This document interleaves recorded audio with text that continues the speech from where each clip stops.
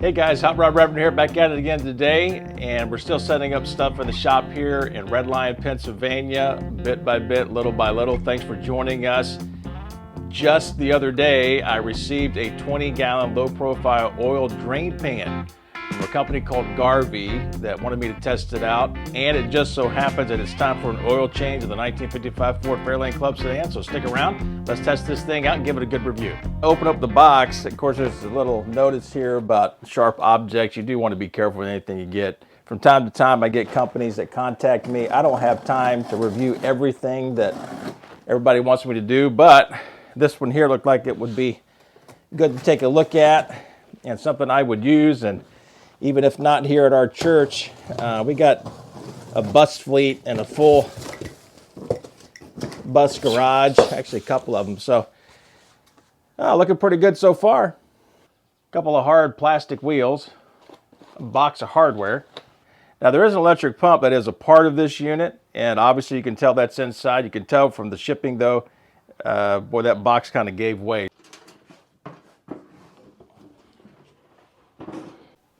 Looks like it's a screen that just oil or fluids kind of plop through as it goes into the pan here.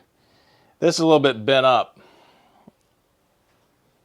Of course, it's pretty flimsy, so you just bend that back up. I guess that sits right there. Pull it off when you need it. This pump here is pretty heavy. It seems like it's well made. Got some cast iron pieces to it, that's for sure. Okay, so I stand corrected. You can just look at what's included here inside the drain pan when it shows up. You got the pump, casters, your wheels. I guess this is all I need for hardware. These fittings here for our hose. And for some reason there's a smaller piece of hose. I don't know why. But casters were in that small box I thought was hardware. And then of course, here's your T-handle and the screen. And we'll get the instructions out and get to work. Now just real quick, instructions, 20-gallon capacity, made from strong iron. I will say this pump feels like it's 5-6 pounds easy. Things seems pretty heavy duty. These casters look like they're very well made. They seem like they're pretty nice. So far, I like what I've pulled out of the box, and going to be interested to change the oil here and see how this works with the 55 Ford once I put it up on the ramps. One note, the instructions are very minimal. You basically have just a simple set of instructions and one diagram. But this shouldn't be too difficult to do. They kind of list out by number what all you have here. You can tell you don't have a whole lot to put together. And basically you're going to put wheels on this drain pan, and then you're also going to go ahead and make sure you're good for your plumbing for that pump. But anyway, we'll get to it. Just real quick to talk about the quality of the casters. I like the way these are made. Instead of having a locking lever on the side, these just basically, you push that down. This locks really well.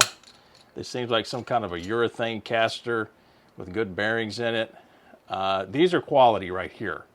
I like this. The way this hardware is laid out is pretty easy to figure out that you've got a couple of casters here, and then you've got 4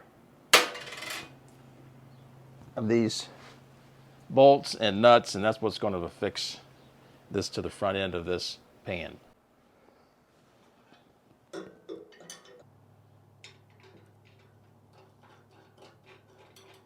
The head on the bolts are 12 and the nuts are 14. Why that is, I don't know, but it is what it is.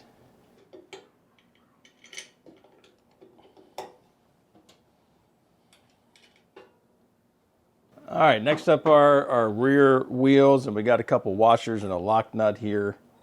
So make sure we get all this correct.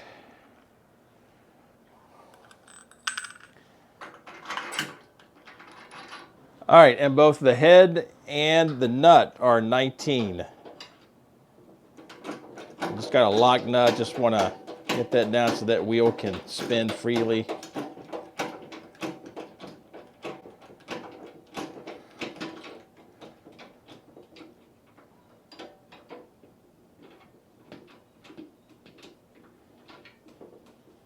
Back it off a little bit.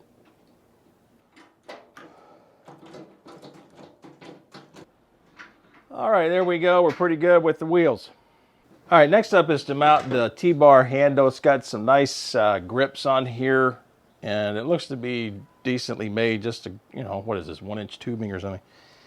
It's going to sit right there. Now, there are no washers for this part of the assembly. It's just a nut, and that's not a lock nut, and this bolt is going to go through there. I'm probably going to add a couple of washers here. To me, I just feel like if I tighten that up, it'll take out some of the looseness there with this. You can tell this, see it's kind of moving around. And probably help it pivot too. But anyway, let's get a couple washers out. It's going to take the camera off here, just kind of show you what I did to put those washers in there so that when I tighten this pretty good, this will be able to spin and pivot pretty easily. Now for this bolt and nut, they're both 14 millimeter. I'm just going to tighten this up a little bit. You can feel it as the two pieces of metal plates there kind of come together, but I feel pretty good with that. All right, let's go ahead and look at this here. I've got 5 of these screws and lock nuts. This is for the pump to be mounted. I'm sure you only need 4. Maybe they just give you some extra, but the way they kind of have this sitting here is basically like this, from what I understand. And that allow this, you can see where that barely pivots there. That will still make it. But just going to double check. Oh, here we go. You can see the hole is kind of lining up right there. And the way that this works, and I'm pretty sure there's a fitting over there that goes in here that's going to be a L-shaped 90-degree fitting. So we should be pretty good. Let's get this installed. I know the diagram's kind of fuzzy, but you can tell how they have it, the pump kind of shooting this other way than what I had it. So we're going to flip that around, and you see the pump right there.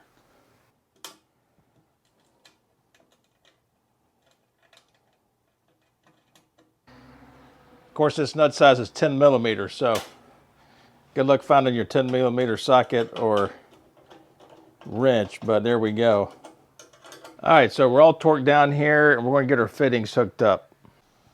Now the heads on these two, and there's one on the other side, you see that right there. These are 13/16 heads, so that would tell me that things probably been tested. A little O-ring right there. That's kind of nice though. Put this thing in storage, you can put that back in there. I'll save that. All right, so you got 3 fittings here. This one's going to go at the back, and I don't know, I'll just kind of show you guys right here.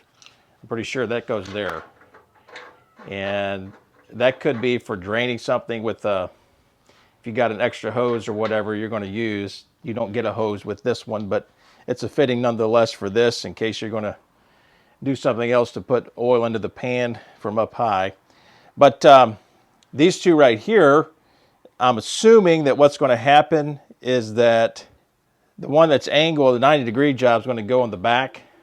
And that short piece of hose they gave me, that's going to go there between the pan and the pump. And then this one's going to go, up front so that we can hook to that big hose that comes over here with that hook. And that they send you a full roll of Teflon tape. Wow.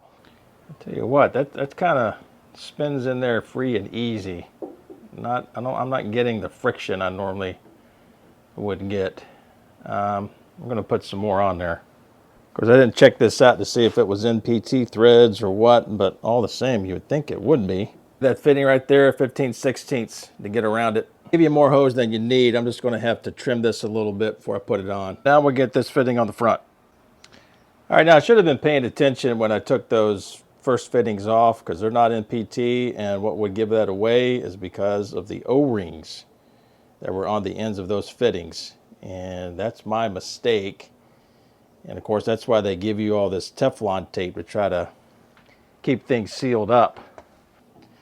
I don't know how much faith I have in that this is going to be sealed pretty good. I don't know if I should use an O-ring or not. It's not under a lot of pressure as far as PSI goes, that's for sure. It's just kind of flowing through. We'll see what happens. If I need O-rings, I can put it on later. We got a hose here. Now they do give you an extra clamp, but I'm assuming that's in case you wanted to mount a hose to this fitting that's at the back of the pan. All right, so there it is in all its glory. And I have a couple parts left over. And they gave me extra lock nut, this right here as well. That was one of the nuts and bolts for the casters, and this was one of the screws and lock nuts for the pump. But anyway, we'll put all this aside and let's get prepped. Let's see how it rolls around here. Those casters are nice. They feel really smooth. Pretty good. But man, the cord, the hose here, looks like it's kind of cumbersome. I don't know. But we'll see what happens here once we drain the oil. All right, we're gonna let it get warmed up here.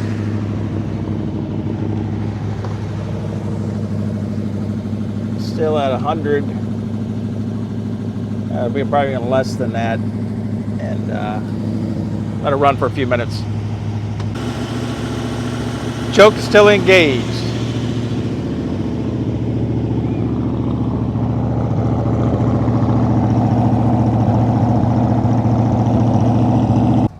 All right, the fan's on.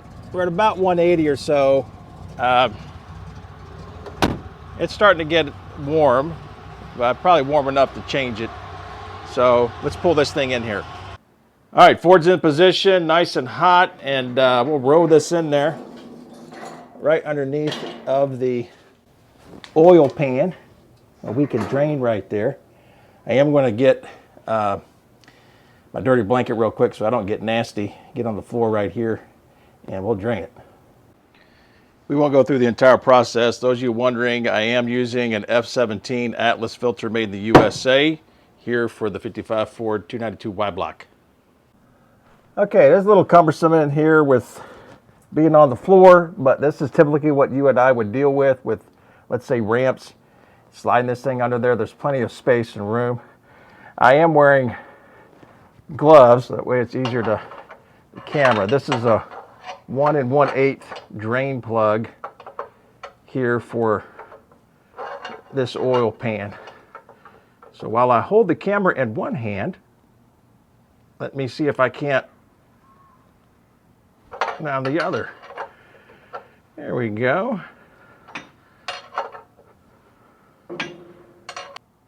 Now guys, I will say what's nice about this screen, you can see it's starting to drain there. I think I got loose enough, is that I can, well maybe not, I can take off this nut and follow the screen not into my oil in the pan that I'm draining into. It should be good. There we go. All right, there we go. Drain it right into the pan there. Now I hold roughly 6 quarts here in this Y block. 5 quarts in the pan and roughly 1 quart in the filter. Now so far no leaks out of the fittings here. Everything seems like it's pretty tight and just fine. Now this next part's going to be a little on the tricky side because I've got to get back in here with the camera and try to figure out how I can do is I get my camera with oil all over it and taking out the oil filter, which you can see right there. And it should be good to just put in this pan right here. All right, let me see if I can get in here, get this done for you.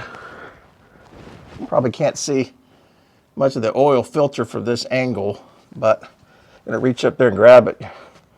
This thing just kind of, it's gonna drain right down, I'm sure. And there it goes right onto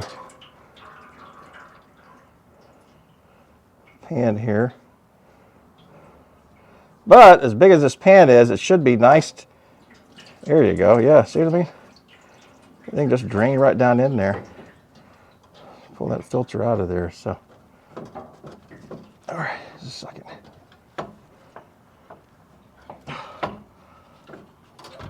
There we go. Nice. Set that thing on top and let it drain out. All right, I'm going to get this button back up. Stand by. I'm going to show you all the rest of the stuff. Second time. All right, we'll pull this thing out of here, and things are looking pretty good. We're clean under there. Got no leaks on this drain pan at all anywhere, and I like the screen on top. That's a nice, handy feature to have. Just pull this whole thing out with the oil filter sitting there. So let me get the car out of the way, and then we'll work the pump. All right, guys, we're going to go ahead and try to see what we can do with getting the oil in here. So I got the pump plugged in. You can tell we got our hose here and everything. And the hose is pretty long. It's a good 7-8 feet of hose right here. But let's turn this pump on. Now what I'm doing, just in case I got any spills or stupidity here, I just got this thing sitting on top of the on top of the drain pan just to make sure. So we got it plugged in, 110, and then there's a switch right here. So let's go ahead and see what happens when we hit the switch. So far, nothing. And if I was a betting man, I would say that this was installed backwards. So the instructions don't match what they tell you to do. So what does that mean? That means that I've got to take this off because I can see right here, see how it's pushing back? I should have checked on the pump. Of course, doofus, there is an arrow here that says that way. All right, time to take it apart. By then we can do it. What I'll do is I'll tilt this up, get it installed the right way. Stand by. Okay, we're back in business. Pump says no idling, which means don't run it dry. But I've got it tilted up so that all the oil is going to come down here to the intake. And then I'm just going to leave this running instead of trying to pump it out and just show you how this works. So let's hit the gas. What are we getting here? We're just pumping out. There we go. It's certainly working. I guess if we had more, it'd probably do a little bit better job. It's probably got some air in it. We're going to go ahead and fill up my little jug here, get all the oil out of it, and take it over to the bus barn. Just filling this up real quick. Draining pretty fast. Pump's pretty good. Going to roll this over to the bus barn here at the church. Going to be perfect. Hey guys, that's it for the 20-gallon low-profile oil drain pan and pump from Garvee. It's pretty nice. It's well made. My mistake there on getting the pump reversed, but works well. And even if you don't have a larger shop and you're not servicing vehicles all the time, even for the smaller shop, it's easy to get under the vehicle, put your car up on ramps, jack stands, whatever. It's pretty nice. I'd imagine too, if I was draining a transmission pan, this would be great. I didn't have that need, of course, and I've got a manual transmission, but I do recommend it. Links in the description here, and check it out. And I think the guys may be able to give you a discount as well. All right, guys, that's it today. We'll see you on the next one. Thanks for being here on Hot Rod Reverend.